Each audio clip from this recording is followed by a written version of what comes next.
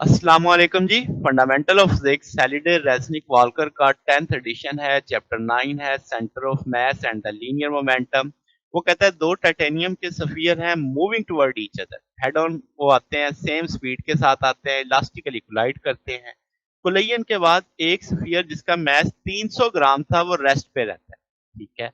What is the mass of other sphere, दूसरे sphere का मास बताना है, speed of centre of mass बताना है। अगर हम इनिशियल स्पीड 2 मीटर पर सेकंड मान लें।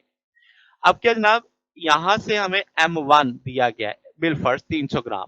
हम कह देते हैं V1। अगर आप उसकी ईच स्फीयर दोनों की वेलोसिटियां वैसे सेम होंगी, मगर चूंकि वो एक दूसरे की तरफ आ रही होंगी तो मैं इनके साथ साइन चेंज कर दूंगा, मैग्नीट्यूड सेम रखूंगा। ठीक है, आप देखो इसे मैंने V का, इसे मैंने -V का है।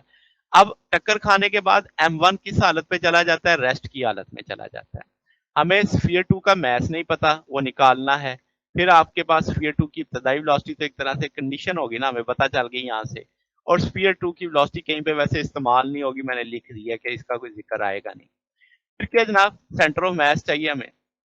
अब क्या जी, आपके पास अगर हम कहें इलास्टिक कोलिजन थी तो इलास्टिक कोलिजन में फाइनल वेलोसिटी निकाली जा सकती है इस फार्मूले के साथ।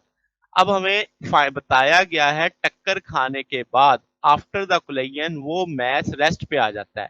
इसका मतलब फाइनल वेलोसिटी आपकी जीरो है, तो ये जीरो लग गई। इब्तदाई v1 आई v आ जाएगा, v2 आपके पास आई -v आ जाएगा, वो वैल्यूज प्लेस कर दी, इसको अलजेब्रा के साथ सॉल्व कर लेंगे तो ये पता चलेगा M1 -3 M2 होगा, तो M2 1/3 M1 होगा।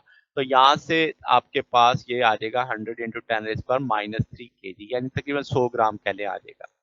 अब इस तरीके से हमने M2 निकाल लिया। सेंटर ऑफ मास का जब हम सोचेंगे तो हम जानते हैं कि सेंटर ऑफ मास इस टूल से निकाला जा सकता है, कंबाइंड मास के कंसेप्ट से। तो आपके पास M1 भी पता है, V1 भी पता है, M2 भी पता है, V2 भी पता है, मगर दोनों वेलोसिटियों के साथ साइन चेंज हो जाएंगे, ये पॉजिटिव में है तो ये किस में है, नेगेटिव में है। तो सॉरी, आपके पास जो M2 है ये मैंने ऐसे ही लिख दिया, यहाँ पे ये 1 आ जाएगा। तो ये जनाब, अब आप इसको लेके सॉल्व करेंगे, नीचे कंबाइंड मास लग जाएगा। इस सारे को लेके सॉल्व करेंगे तो ये 1 मीटर पर सेकंड आ जाएगा। तो यहाँ पे भी सिस्टम पे कोई एक्सटर्नल फोर्स नहीं लग रही, तो हम कहेंगे टक्कर खाने से पहले भी यही सेंटर ऑफ मास की वेलोसिटी होगी, टक्कर खाने के बाद भी यही सेंटर ऑफ मास की वेलोसिटी होगी।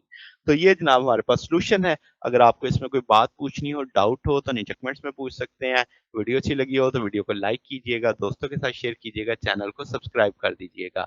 अब तक के लिए इतना ही, बाकी इंशाल्लाह नेक्स्ट देखेंगे। ओके, अल्लाह हाफिज।